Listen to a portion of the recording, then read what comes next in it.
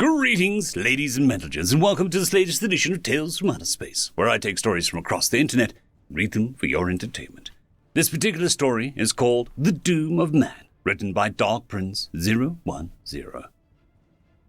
They had first detected the object a mere week before it crashed, embedding itself in the unforgiving grey soil of Thur.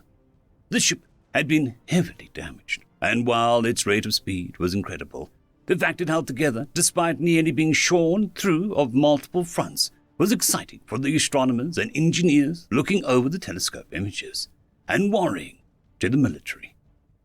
Thurians had developed spaceflight almost 2 centuries before the craft was sighted. But even with the craft in orbit and the robust beginnings of a space-borne defense navy, hundreds of ships strong, none had an engine that could quite match the velocity of the craft that had entered the system.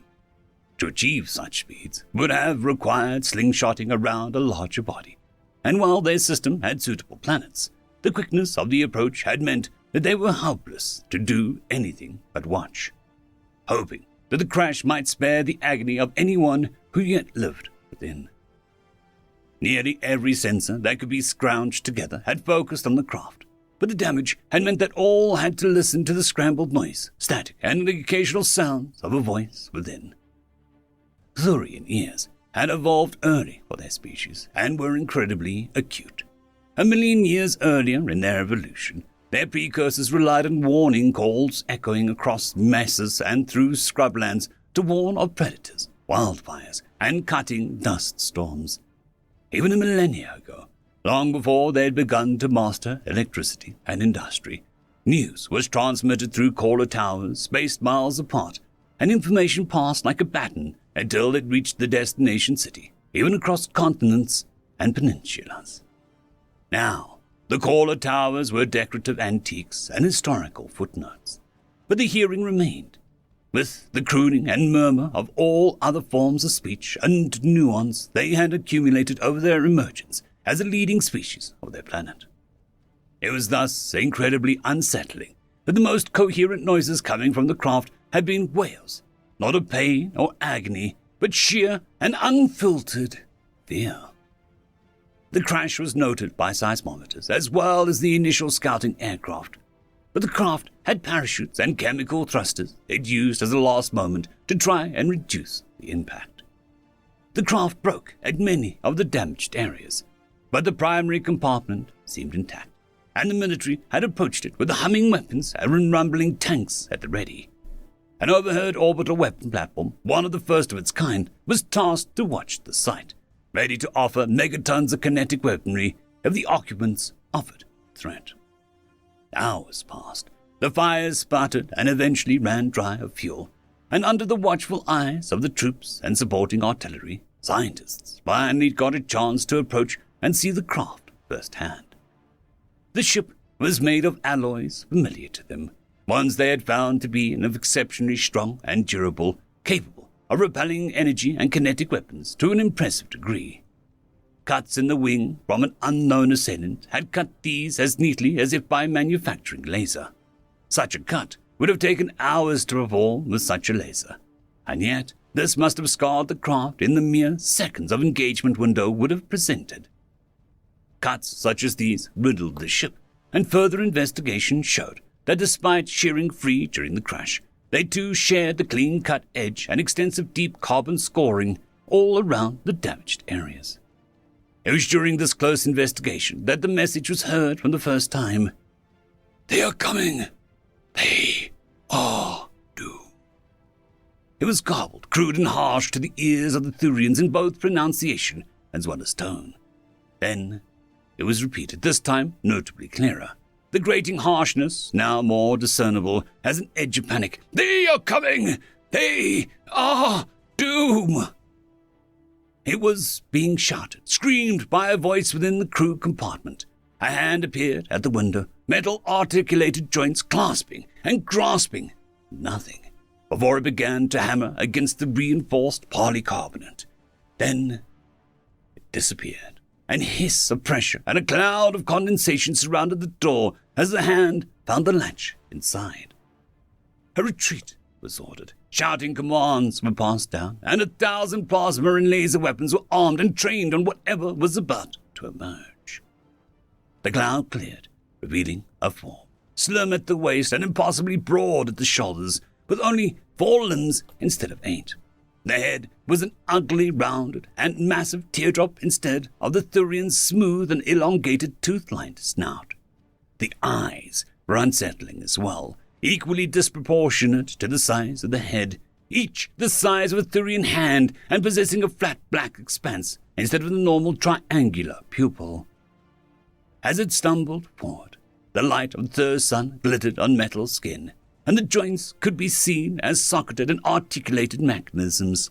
There were other areas, damaged from the crash or the attacker who caused the ship's failure. And beneath the superficial layer, more mechanisms could be seen.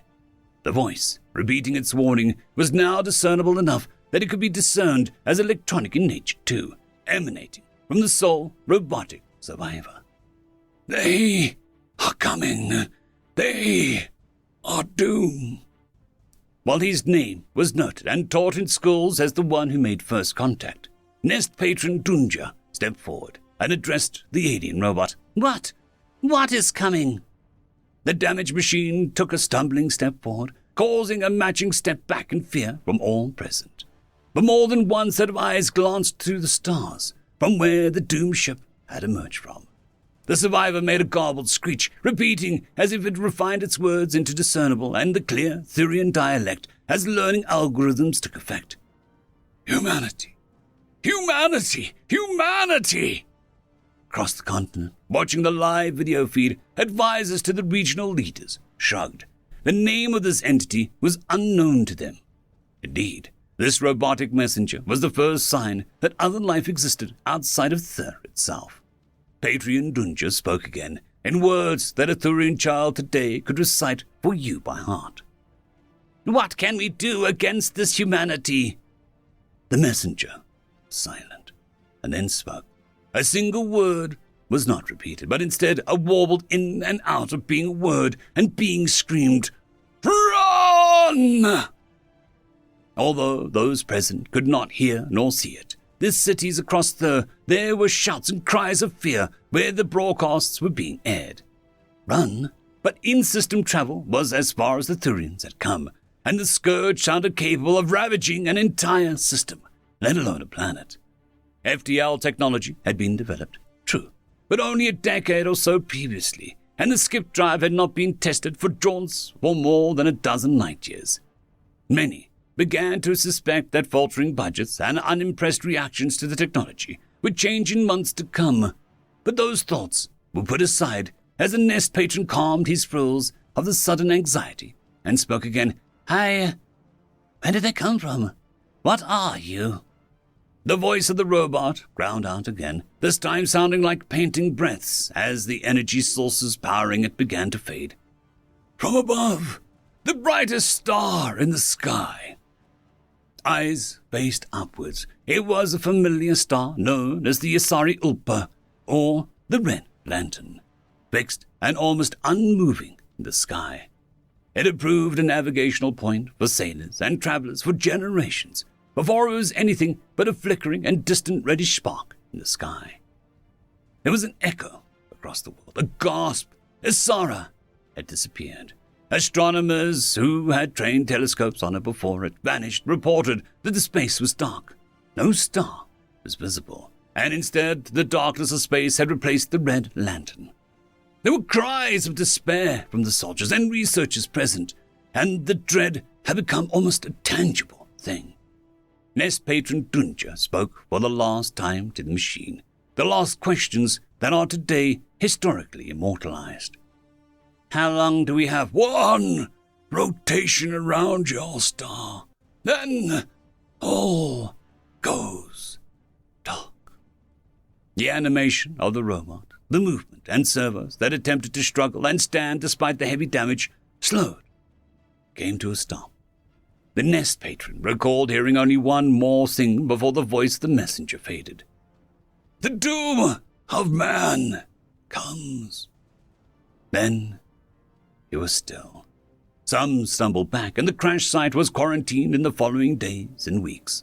While the fires had long since gone out, there were worries it might contain unknown pathogens, or, more worryingly, that it might have been marked, tracked by the hunters of stars, the alien warning that dubbed Humanity. Thur began to build the Great Fleet. "What do you think it'll look like when we get back?"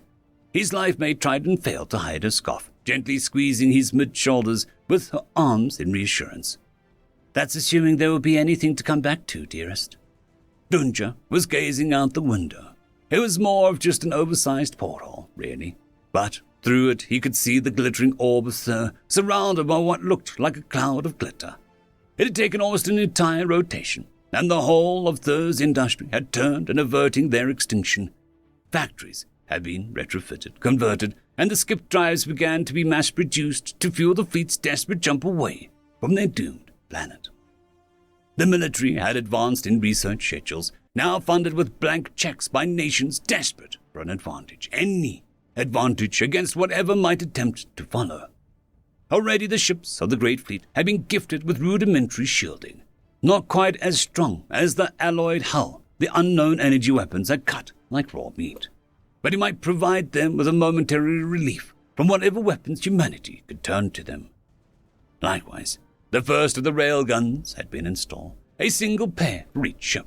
Some generals had protested, saying that the distribution would make it harder to penetrate enemy armor or, sky gods forbid, enemy shielding. However, the other tacticians had argued that this would ensure a loss of a ship. Even many ships would not cripple or nullify the Great Fleet's ability to strike back. At once, the field of glitter burst into fire. As thousands of sublight fusion engines ignited, gaining speed, they began to advance. And Dunja made sure to drink in as much of Thur as he could, as his life-mate ignited her own engines, piloting them to the designated jaunt point outside the orbits of their moons. Then there was the hum, fading into the grumbling whine, and with a flash of white light from dozens of light years of passing stars, Thur was gone. Approximately 48 hours after the Great Fleet abandoned Thur, Isara Ulpa flickered back into light, unharmed. If one had been upon the surface of Thur and focused on the red lantern with one of the lenses of their prized observatories, the sight of a ship, barely more than a large freighter, would have become visible from where Isara was now shining. Focusing closer on the approaching ship, it has become clearly apparent in its ill repair. Carbon and fuel stains decorate the hull, which shows the chip remains of at least 3 sigils and 2 different sets of paint. 2 shapes can be seen through the heat-shielded viewport of the cabin as it rumbles through the atmosphere towards where the messenger robot had crashed. Setting down a few hundred meters away, the engines cut out with a protesting clank, and a hatch opened, following closely afterwards by a rope ladder. The 2 figures descend and made their way over to the quarantine area. Ducking under warning tapes and pushing aside the stenciled barricade, the suited figures finally stand before the robotic corpse of the messenger, left where he fell out of a combination of thankful reverence and wary caution. Leaning forward, one of the figures crouches down, putting open a hatch in the back of the robot with practiced ease, and putting a fist-sized cylindrical container out of the mess of mechanics. Tossing it over their shoulder, the figure flipped open a patch on their waist, putting out an identical cylinder. The power cell was glowing with healthy blue, and they worked their glove back in, inserting it and putting it back to close the hatch. A moment later, and the voice began again. "They are coming! They are doom! They are coming!" The head angled up, catching sight of the 2 figures. "Oh, they came!" The closer figure flipped open his visor, revealing a smiling and unshaven human's face inside. 51! How was your nap?" The 2 visual processors on the front narrowed slightly. "Like non-existence, again. Do you think next time I could get a backup cell so that I can—" The man held up his hand. "No can do, Fiddy. Acquisition protocol state that no backups or redundant systems can be included in case of sensor sweeps." The robot's voice was bored and flat, more so than the lifeless tone might suggest. "You 2 have fun waiting, Henry." The other figures flipped open his visor, eyes narrowing in annoyance. "As much damn fun as you can have while waiting for someone to pack their crap and leave already. thank Space Christ, for Blackheart's rest, or else I would have had to strangle Julian after our 10th damn game of poker. Julian shrugged as 51's voice cut in, a distinctly annoyed tone added to the normally flat inflection.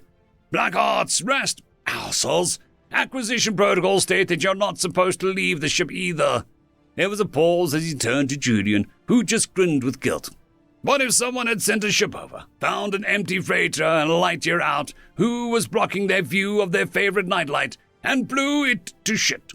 The robot turned to the crashed remains of the ship as he pointed with a manipulator arm. You see that crap? When we were issued that, it took me 2 weeks to cut it like that, and they have rail guns that could blow a hole in the plating with thick as 2 shots. 2 shots! The manipulator arms were all in the air now. We don't even have a plating that good. Acquisition distribution only gives that stuff out to the sea chips. So you know what would happen if their railguns hit your freighter with even 1 shot. Henry cleared his throat, garbled, flipped up his visor, and spit a loogie onto the nearby rock, and then flipped his visor back down. After the filters had a moment to clear the air, he grunted, We get blown to fecking Kingdom Come. Big fecking whoop. He turned, looking at the horizon, where the distant spires of the empty city should be seen. Biggest score yet, though. 5-10 billion or so on a 15K diameter metal core world. I think it's a bonus if they're warp capable and still leave without causing any more fuss. Julian let out a whoop before shouting, I'll get the beer. He ran off towards the freighter as 51 followed, complaining about the lack of reward for his hard work as well. Henry just enjoyed the warm Thurian sun in his face through his visor and smiled a little while no one could see. God! I love my job. End of story.